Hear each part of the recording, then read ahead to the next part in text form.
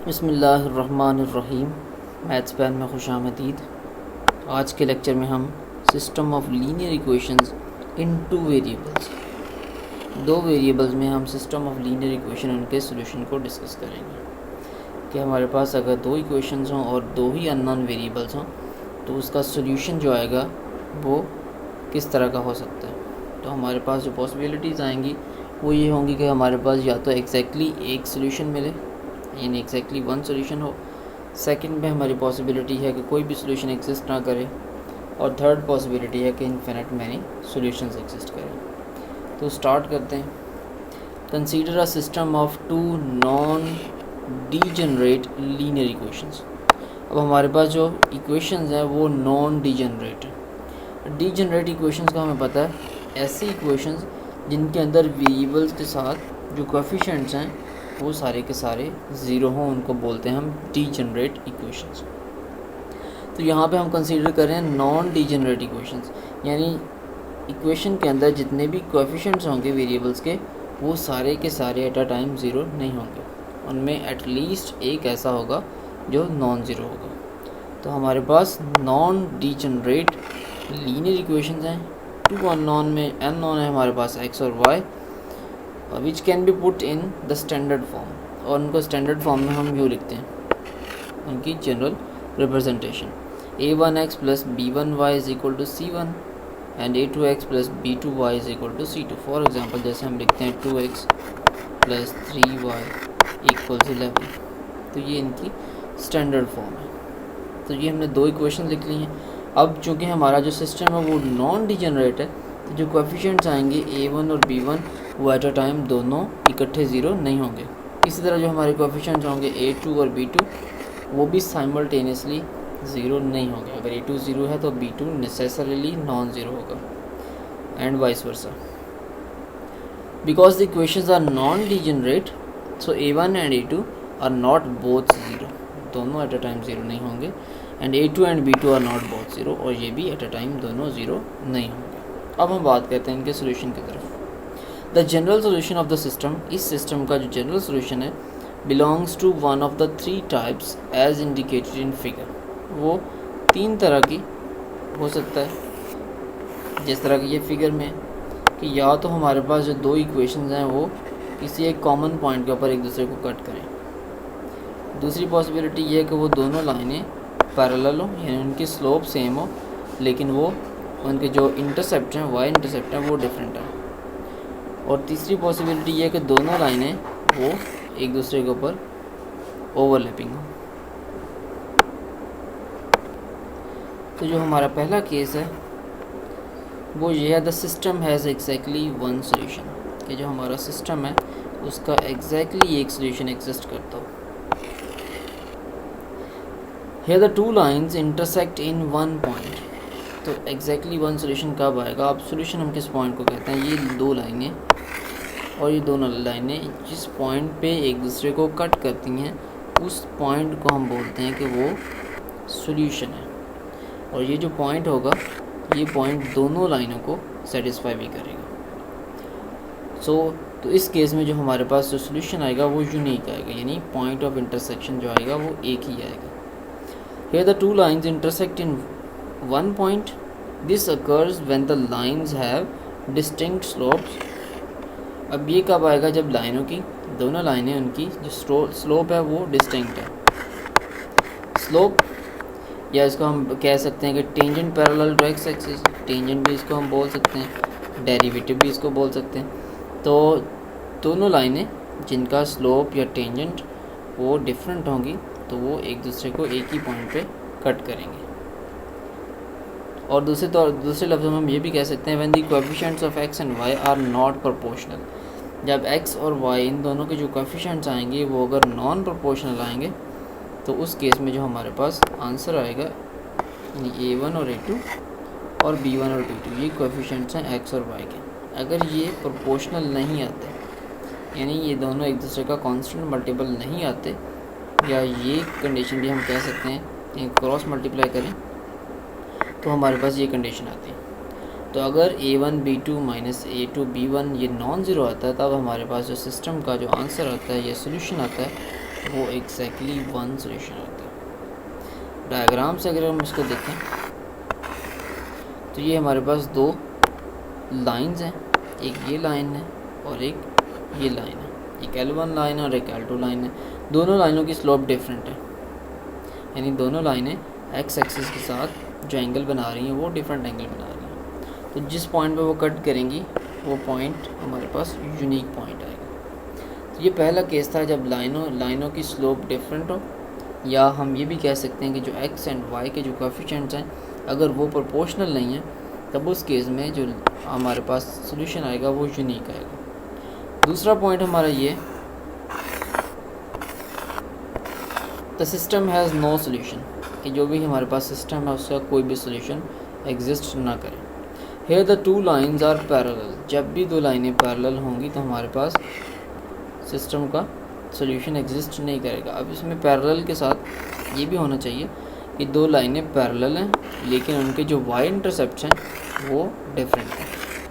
For example एक line, जो पहली लाइन है वो वाई एक्सिस को इस पॉइंट पे कट करती है और दूसरी लाइन वाई एक्सिस को इस पॉइंट पे कट करती है। जब दो लाइनें पैरेलल होंगी और उनके वाई इंटरसेप्ट वो डिफरेंट आएंगे उस केस में हमारे पास सिस्टम का कोई भी सोल्यूशन एग्जिस्ट नहीं करेगा, क्योंकि सोल्यूशन हमारे पास वो पॉइंट होता है जहाँ पे दो लाइनें एक दूसरे को इंटरसेक्ट करती हैं। चूँकि पैरेलल लाइनें एक दूसरे को इंटरसेक्ट नहीं करती तो उस केस में हमारे पास जो सोल्यूशन आएगा वो सोल्यूशन सेट एम्प्टी आएगा।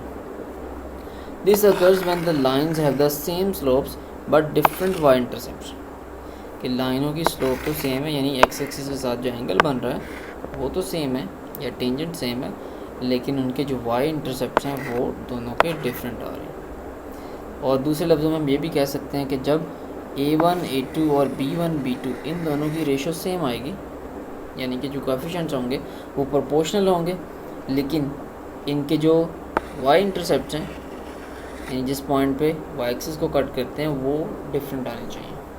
तो उस केस में जो हमारे पास है सिस्टम का कोई भी सोल्यूशन एग्जिस्ट नहीं करेगा। जैसा कि डायग्राम में दिखाया गया कि ये दो लाइनें, एक ये लाइन है और एक ये लाइन है, इसमें x1 के जो कोएफिशिएंट्स हैं वो 1 और 2 और जो y के कोएफिशिएंट्स हैं 3 और 6, 1 और 2 की रेशो और 3 और 6 की रेशो। अब ये दोनों एक दूसरे के प्रोपोर्शनल है। 3/6 को भी हम लिख सकते हैं 1/2।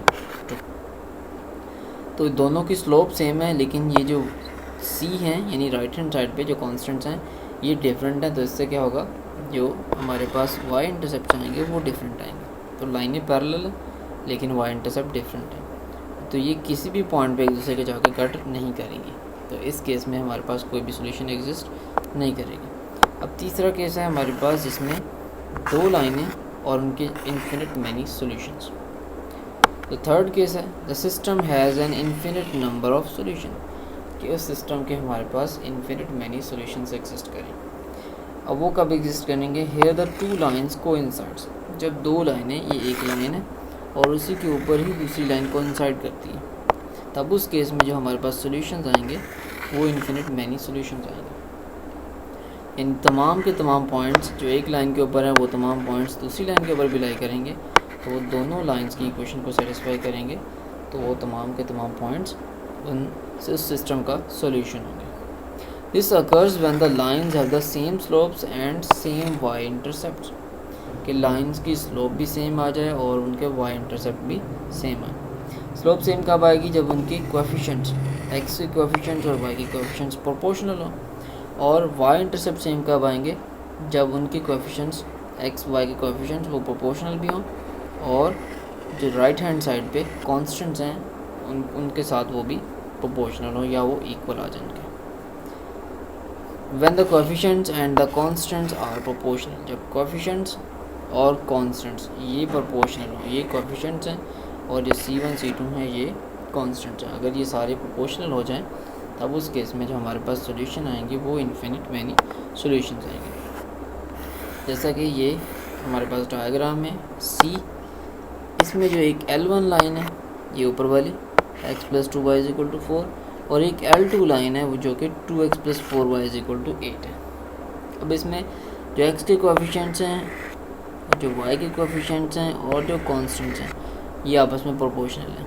x के कोएफिशिएंट्स 1/2, वाई के कोएफिशिएंट्स 2/4 और कॉन्स्टेंट्स वो 4/8। तो 2 1 ज़ा 2, 2 2 ज़ा 4, 4 1 ज़ा 2 एंड 4 2 ज़ा 8। तो ये सब के सब 1/2 के इक्वल आ रहे हैं। तो जो दोनों की दोनों लाइनें आएंगी वो कोइंसाइड करेंगी, यानी एक दूसरे के ऊपर होंगे, ओवरलैपिंग होंगी। तो इन्फिनिट मैनी जितने भी पॉइंट्स इन लाइन के ऊपर लाई करेंगे वो सारे के सारे पॉइंट दोनों लाइनों की इक्वेशन को सेटिस्फाई करेंगे। तो हम कहेंगे कि इस सिस्टम के इन्फिनिट मैनी सॉल्यूशंस एग्जिस्ट करते हैं।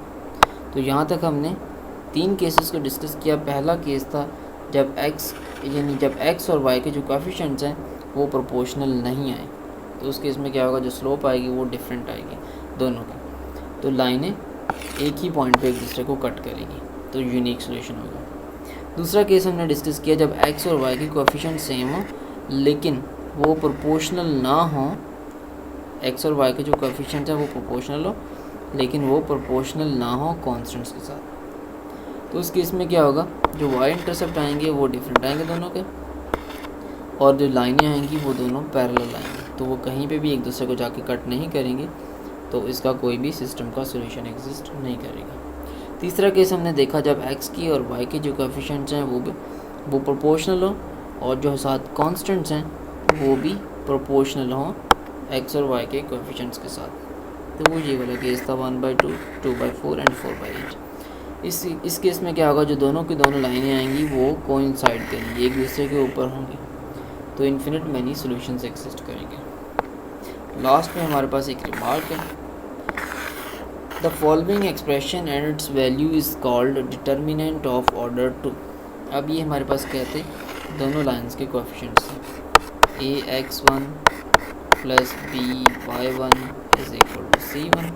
दूसरी लाइन थी, इसको a1 कह देते हैं, इसको b1 कह देते हैं, a2x plus b2y1 is equal to, इसको हम c2 कह देते हैं, xy भी कह सकते हैं, x1 y1 भी कह सकते हैं। तो जो कोएफिशिएंट्स आएंगे इसके x और y के, उनका अगर हम डिटर्मिनेंट लें, अगर वो डिटर्मिनेंट नॉन ज़ीरो आता है तब हमारे पास क्या होगा, सॉल्यूशन यूनिक होगा। The system has unique solution if and only if the determinant of its coefficients is not zero. तो जब डिटर्मिनेंट नॉन ज़ीरो आएगा कोएफिशिएंट्स का, तो सिस्टम उसका आंसर यूनिक आएगा, या अगर सिस्टम का आंसर यूनिक है तो उसका मतलब ये होगा जो उस सिस्टम के अंदर जितने भी लीनियर इक्वेशन के जो कोएफिशिएंट्स हैं वेरिएबल्स के, उनका डिटर्मिनेंट लें वो नॉन ज़ीरो आना चाहिए, और नॉन ज़ीरो आता है। तो इस तरह हम मैथमेटिकली और ग्राफिकली हम देख सकते हैं, ज्योमेट्रिकली देख सकते हैं कि किसी सिस्टम के कितने सॉल्यूशन एग्जिस्ट करते हैं। तो अगर हमें ग्राफ दिया गया हो, इस तरह का ग्राफ है, इसमें दो लाइनें कट कर रही हैं एक दूसरे को एक ही पॉइंट पे, तो इसका एक सॉल्यूशन एग्जिस्ट करेगा। और अगर हमारे पास ग्राफ हो जिसमें दो लाइनें पैरेलल हों, उस केस में क्या होगा, कोई भी सॉल्यूशन एग्जिस्ट नहीं करेगा। एक ग्राफ हो जिसमें दो लाइनें पैरेलल हों लेकिन वो साथ साथ कोइंसाइड भी करती हैं, तो उसमें इन्फिनिट मैनी सॉल्यूशंस एग्जिस्ट करेंगे। इसी तरह अगर हमारे पास 3 इक्वेशंस हैं, सिस्टम ऑफ इक्वेशंस है लेकिन 3 वेरिएबल में और 3 ही हमारे पास इक्वेशंस हैं, तो 1, 2 और 3।